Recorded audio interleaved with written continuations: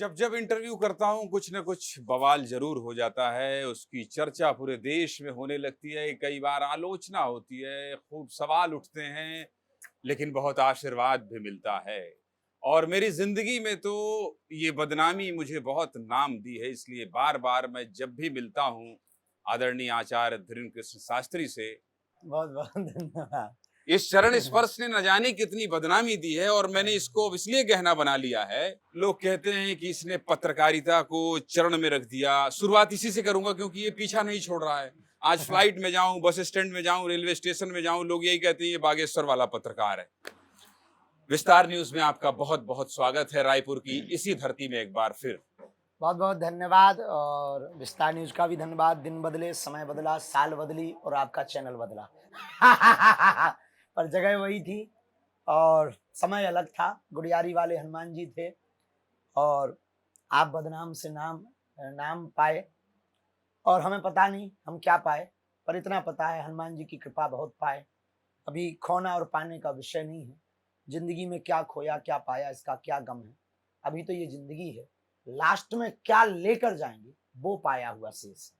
उसकी बात तब करेंगे जब जाने लगे। निश्चित तौर पर, क्या बात है महाराज जी। दूसरा सवाल ये कि तीसरा इंटरव्यू मैं आपका कर रहा हूँ और दूसरे इंटरव्यू में भी हम लोगों ने विस्तार न्यूज के लिए बातचीत की थी। हम दोनों ने बहुत क्रिकेट खेला था जी। और आपने बड़े अच्छे अच्छे शॉट लगाए थे। रात 2 बजे ही मेरे सौभाग्य में आप होते हैं। आज फिर 2 बजे ही हम लोग हमारी बातचीत जिंदगी में हम बातों से कम रातों से ज्यादा लड़े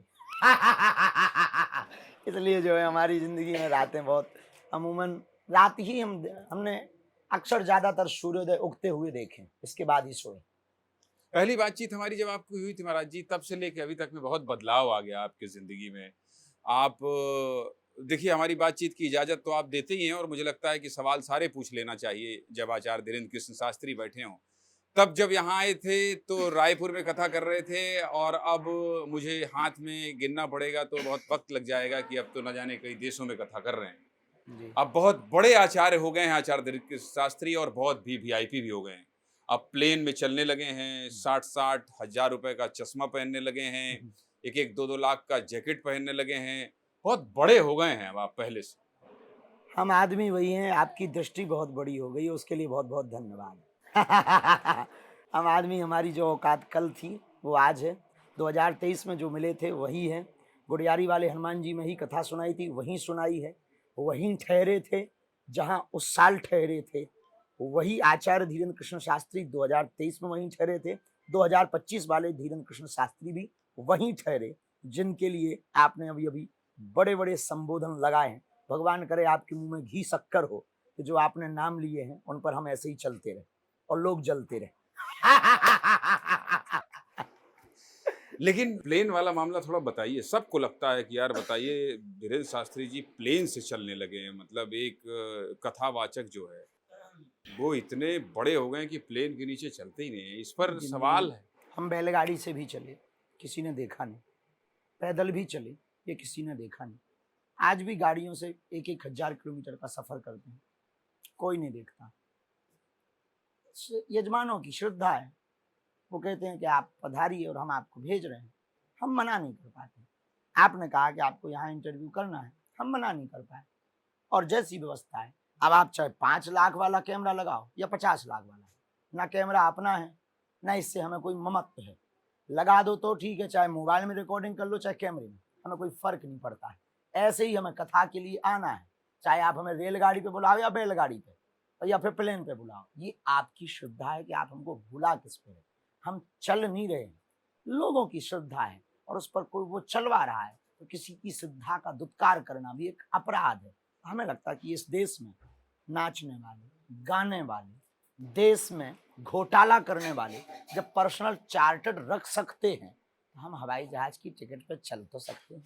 कभी कभी ग्लानि नहीं होती? आपने इतना कष्ट देखा, इतना संघर्ष देखा। नहीं, आज भी हम देख रहे हैं, इसलिए हमें गिलानी नहीं। और दूसरा मैं ये कह रहा हूँ कि आपके चश्मे और जैकेट को लेकर जब इशू बनाया जाता है तो आपको ये नहीं लगता है कि यार चश्मा और जैकेट ही तो पहना था, क्यों इतनी बात करना? पहली बात तो हमको ये पता नहीं था कि वो इतने महंगे।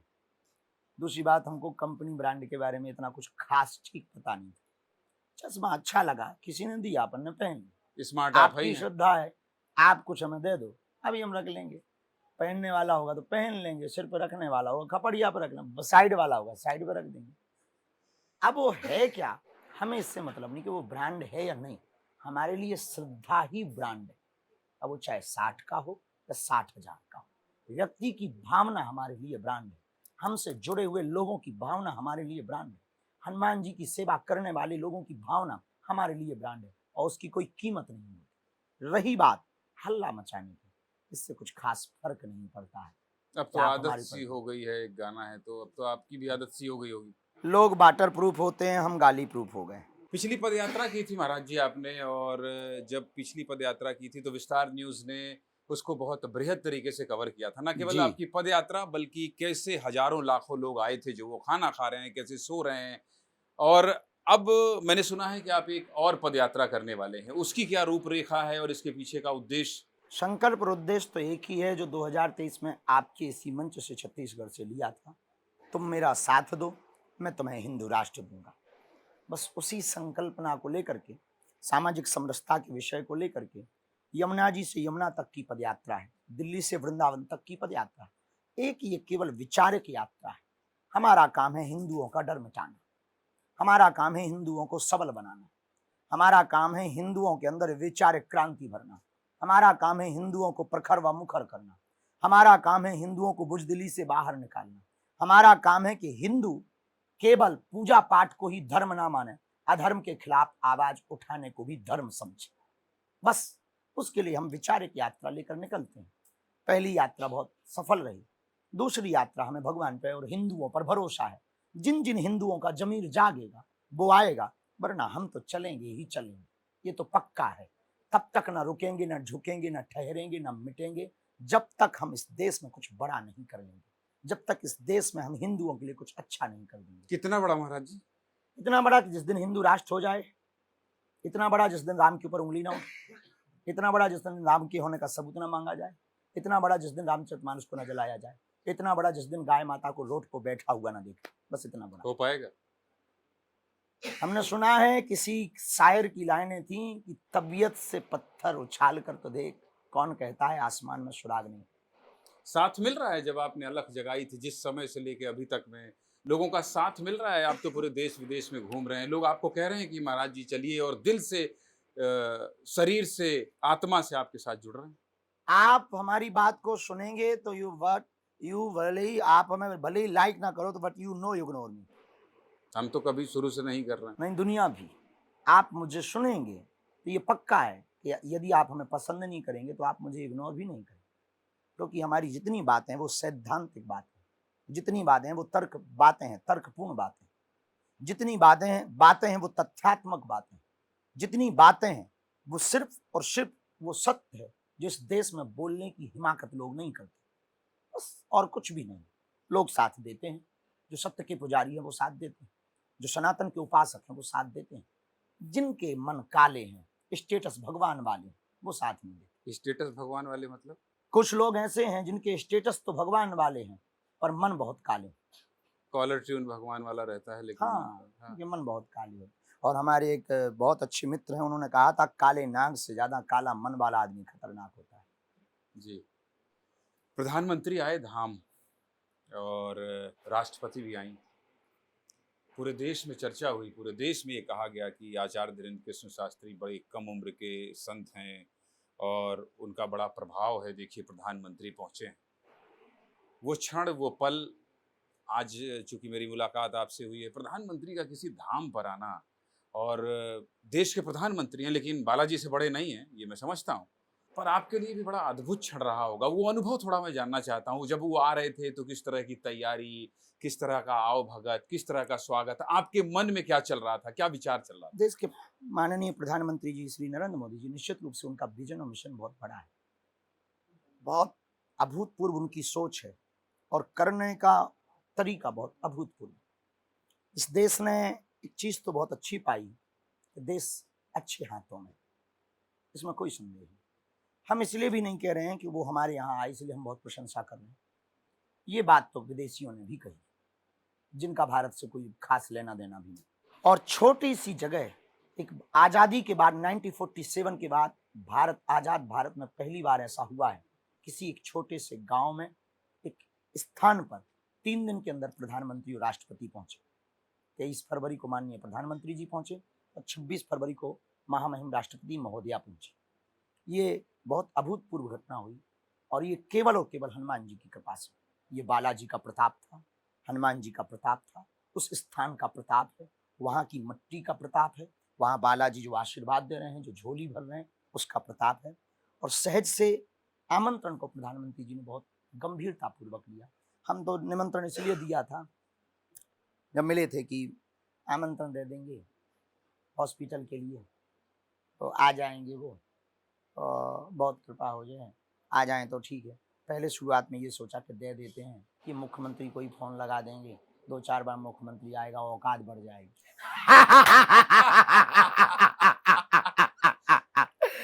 और हमने ये कह के ही दिया। इतने मुख्यमंत्री तो आपके धाम पहले से ही आ रहे थे, आपकी नहीं, औकात कौन सी छोटी हॉस्पिटल थी? के लिए, हॉस्पिटल के लिए कि वो काम की चर्चा थोड़ा चल जाएगी, लोगों में बात पहुंच जाएगी, थोड़ी मदद मिल जाएगी, हॉस्पिटल के लिए रास्ता खुल जाएगा।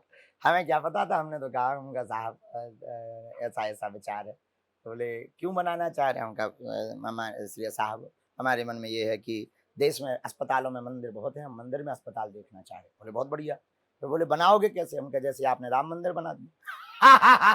तो बोले मतलब उनके जन सहयोग से बना दें। उस वक्त प्रधानमंत्री जी को अमेरिका जाना था, डोनाल्ड ट्रंप की शपथ की ठीक बाद की बात। चले गए, संदेशा आया बीच में, कलेक्टर आए एक दिन, बोले आपको कुछ पता है? हम कि हमें नहीं, आप बताओ। हमें पता तो था ही। बोले हमने सुना है कि साहब आ रहे हैं, उनका कार्यक्रम। कलेक्टर साहब बोले, कलेक्टर ये आ रहे होंगे, पक्का हो जाए तो बताना। ऐसे ही हल्के अंदाज में। हमें लगा बड़े आदमी है, पता लगे हाउ कह दें, हम बैनर लगा दें, न्यूज पे कह दें, बाद में वो आए ना तो बाबा जी की पूरी तंबू टेंट और उखड़ जावे, एक ही बार में पूरी कहानी खत्म हो जावे कि बड़ी लंबी लंबी फेंकते हो। आओ हम कहीं अगर वो नहीं आए तो जो और हो जाए कि जी मंच पे भी लंबी लंबी फेंका था और जब फेंक दी चलो मोदी जी ने मत निकाल दी बाहर है। तो हम 18 तारीख तक नहीं बोले, चुप ही रहे। जब मुख्यमंत्री ने घोषणा कर दी पीसी में कि प्रधानमंत्री जी बागेश्वर धाम आ रहे, तब हमें सहायत हुई कि हम आ रहे हैं। तो जब आए वो तो खाना अच्छा वाना था। खाए थे, नहीं खाए? हाँ नहीं, कुछ जलपान तो किए थे, वो उनका वो प्रोटोकॉल के अंतर्गत है। हाँ। 3 हेलीपैड बने हाँ। गांव के ही बाहर, और हमारा तो गांव है शुद्ध। हाँ। गांव में हेलीपैड बने तो पूरे गांव के लोग देखने आए। 2 दिन मॉक ड्रिल चली। हाँ। तो गांव वाले सटपटा गए, बोले चलकारो। ने कहा अब जो होना हो तो पता नहीं है। और अन्नपूर्णा ये बात- वगैरह जो आपका लगता है आप इतने खाना वाना खिलाते, वो घूमे देखे नहीं देखे? नहीं, प्रधानमंत्री जी मंदिर गए, बालाजी के यहाँ 1 घंटे का टोटल कार्यक्रम था, लेकिन पौने 2 घंटे रुके। 40 मिनट तो केवल बालाजी के पास। वो तेज देख करके इतने भावुक भए और इतनी निष्ठा के साथ उन्होंने पूजा की, बहुत निष्ठा के साथ, और ऑन कैमरा नहीं, ऑफ कैमरा पूजा की। छोटे भाई भी आपको कहा? उनकी महानता है, सामर्थ्यता हमारी नहीं पर उनकी महानता। राष्ट्रपति जी भी आई? वो हाँ, कितने देर उसके रुकी? ठीक 3 दिन बाद 4.5 घंटा। हाँ। राष्ट्रपति जी तो बहुत 2 घंटा तो उन्होंने विश्राम किया, उन्होंने भोजन किया, हवन किया, यज्ञ किया, और 4.5 घंटे। अब अस्पताल का जिक्र हो ही गया है तो अस्पताल के बारे में पूछ लेता हूँ। प्रधानमंत्री जी ने जो पूछा था वो मैं भी पूछ लेता हूँ। उन्होंने कहा था क्यों बनाना चाहते हैं, मैं भी पूछ रहा हूँ क्यों बनाना चाहते हैं? आपका अच्छा खासा पर्ची वाला चल ही रहा है, पर्ची से बहुत लोग ठीक हो ही रहे हैं। हमको भी पर्ची में लिख के आपने दिया था कि इसी धंधे में बहुत आगे जाओगे तो बहुत 2-4 साल में 2 साल में पहुंच तो गए हैं ठीक अब ठाक आप जगह। विस्तार कर रहे हैं। विस्तार कर रहे हैं तो पर्ची वाला ठीक तो चल रहा है, तो क्यों बनाना चाहते हैं नहीं। हॉस्पिटल? दुआ से कुछ लोगों का भला होगा, पर दुआ और दवा से बहुत ज्यादा लोगों का भला होगा। हमारा क्षेत्र बहुत पिछड़ा है, आदिवासी एरिया बहुत ज्यादा है। वहाँ लगभग 150 किलोमीटर में कोई हाईटेक बड़ा अस्पताल नहीं है। या तो झांसी है या ग्वालियर है या भोपाल बहुत दूर है 300 किलोमीटर। हम अपने क्षेत्र में वो देखना नहीं चाहते। हम मंदिर बना करके नहीं मरना चाहते, हम अपने क्षेत्र में अस्पताल बना करके मरना चाहते। मंदिर तो है ही, अस्पताल बना करके मरेंगे तो क्षेत्र के दीनहीन लोगों को टाटा मेमोरियल नहीं जाना पड़ेगा, दिल्ली नहीं जाना पड़ेगा। इसलिए हमारे मन में संकल्प आया कि हम अस्पताल बनाएंगे। भगवान की कृपा से वो संकल्प धीरे धीरे पूर्ण हो जाएगा, भरोसा है। पिछली बार भी मैंने आपसे पूछा था पहले इंटरव्यू में कि इतना पैसा कहाँ से आता है, क्या करेंगे इस पैसे का, तो आपने कहा अस्पताल बनाएंगे। तब उस समय कल्पना की थी आपने पहले 3-4 साल में, तो पैसा तो बहुत आ गया होगा महाराज। भगवान करे ऐसा हो जाए तो हम कथा ही न बंद कर दें।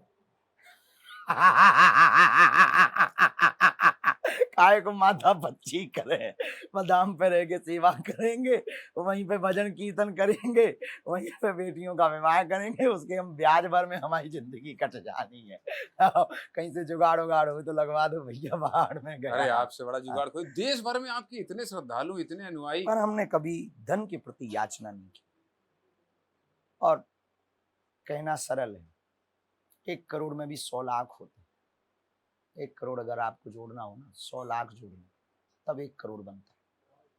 अन्नपूर्णा चल रहा, कन्या विवाह चल रहा, मंदिर का निर्माण चल रहा, धाम की व्यवस्थाएं हैं, अस्पताल का कार्य चल रहा, 1-1, 2-2 रुपया करके मिलता है कि इन्होंने कथा का दक्षिणा दे दी, किसी ने 10,000 दे दिए, किसी ने 21,000 दे दी, किसी ने 11,000। 11,000 के जब 11 मिलते हैं तब 1 लाख होता है, और 1 लाख के जब 100 लाख हो गए तब 1 करोड़ होता है। ऐसे हमको 250 करोड़ लगना है बनाने भर में, चलाने में तो पूछो ही। ठीक है भगवान की तो, लेकिन ये है कि भौकाल इतना बड़ा हो गया तो काऊ से कह भी दो, उन्हें लगेगा कि बाबा जी ऐसे ही कह रहे हैं। कह देते भैया जैसी तेरी श्रद्धा, कम से कम अपनी औकात तो बड़ी है। अब बाहर में अब तुम्हारी झूठी औकात से ही अब आपको नहीं मानना है तो हम मनाएंगे भी नहीं। अब आपको लगता है कि बाबा है तो बाहर में गया, तुम संतुष्ट रहो, हम तो जैसे ही चले सो काम चला लें। इतना सम्मान होता है, मुकेश अंबानी के बेटे की शादी में गए आप, अनंत अंबानी के साथ आपको कितनी बार देखा गया, और वो भी आपके भक्त।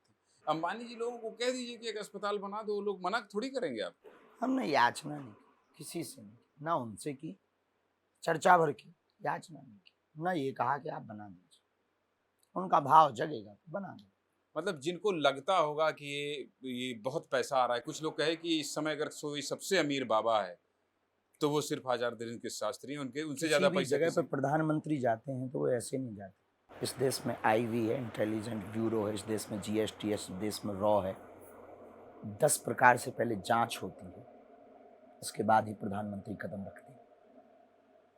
चेक किया जाता है कि हालत क्या है, तब प्रधानमंत्री। शुभकामनाएं आपकी इस कल्पना के लिए महाराज जी। और मैं इसलिए भी ये सवाल पूछ रहा था कि बहुतों के मन में बहुत सारा मिथ होता है, तो बातचीत होने से बहुत पता चल जाता है। अभी कुछ दिन पहले आपने एक सवाल बहुत चल रहा था, ट्रेंड में चल रहा था, आई लव मोहम्मद को लेकर तमाम पोस्टर लगे, बैनर लगे, फिर आई लव महादेव लगा, फिर आई लव महाकाल लगा। बहुत लोगों ने कहा कि आई लव मोहम्मद क्यों लगना चाहिए, और मैं तो सवाल उठाया था कि क्यों नहीं लगना चाहिए। आपने भी कहा था कि आई लव मोहम्मद कहना चाहिए। आइलम मोहम्मद से दिक्कत नहीं, आइलम महादेव से दिक्कत नहीं, पर आइलम मोहम्मद ठीक है, पर तन से जुदा कर देंगे ये गलत है। वो तो एक आध बार कोई धोखे से कह दिया होगा सरपंच। नहीं, उस धोखे पे भी कंट्रोल करें। धोखे से कोई सरकार दे तो उसका वापस थोड़ी आ जाएगा। तो आई लव मोहम्मद कहने में बुराई नहीं है। कोई बुराई नहीं, हम तो इसके 1% भी विरोध नहीं, लेकिन सरतन से जुदा के विरोध नहीं। सरतन से जुदा वाले थोड़ा कम हुए हैं, अब आपको लगता है कि इस तरह के लोग थोड़ा छुपे कम हुए हुए हैं, देश घटे देश नहीं। में थोड़ा बदलाव आया। छिपे हैं, घटे नहीं। आप जैसे ही आए तो मैंने देखा कि लोग कह रहे थे कि यार भीड़ है, देखिए आम जनता का भीड़ है। फिर आपके कुछ जो सेवादार हैं वो कह रहे थे कि नहीं, यहाँ पे जो आम लोग आए हैं, जो अगल बगल के घर से आए हैं, उनसे गुरुजी जरूर मिलेंगे, उनको रोक के रखिएगा, उनको बबूत देंगे। मुझे कुछ दिन से ये लग रहा था कि आप थोड़ा वीवीआईपी हो गए हैं, मंत्रियों से ज्यादा मिलना, बड़े पैसे वालों से ज्यादा मिलना, आपके पास आम जनता की पहुंच थोड़ी कम हो रही थी, ऐसा बहुत सारे लोग कहने लगे थे। और इसको देखते हुए मुझे लगा कि आपने कुछ वीवीआईपी कल्चर को लेकर कटौती भी करी है। अगर नहीं होता ऐसा तो आपने कटौती नहीं। कटौती नहीं की। बहुत ज्यादा धाम पे जी हजूरी वाले लोग बहुत बढ़ गए थे, सिफारिश लगाकर बहुत मिलने आने लगे थे। हमारा किसी भी कद पद के प्रति अपमान नहीं, थोड़ी हो सकता सम्मान है, पर हाँ बीच में धाम पर बहुत ज़्यादा वो बढ़ गया था। उससे लोगों को समय देते थे, पर वो समय डिवाइड हो गया था।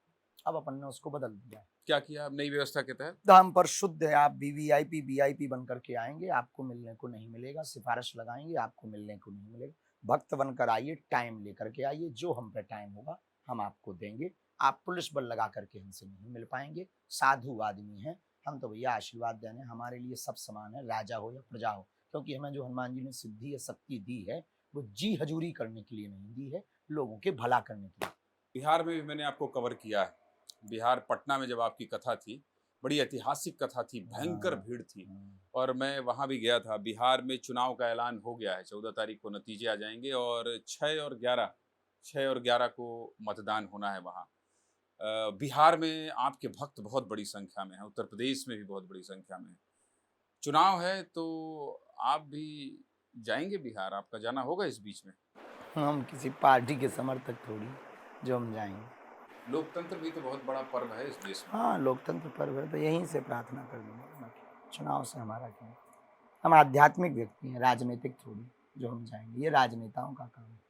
जो देख रहे हैं आप वहाँ इन दिनों बिहार में, उससे क्या लगता है आपको? राजनीति पे हम कोई बयान ही नहीं देते। अंतिम के 1-2 सवाल करूँगा क्योंकि समय आपने मुझे पर्याप्त दे दिया है। आप इससे पहले कहें कि बस करो यार तिवारी, टाइम हो गया है। मैं आपसे ये कह रहा हूँ कि बहुत उम्मीद है मुझे आपसे। आप बहुत गंभीर व्यक्ति हैं।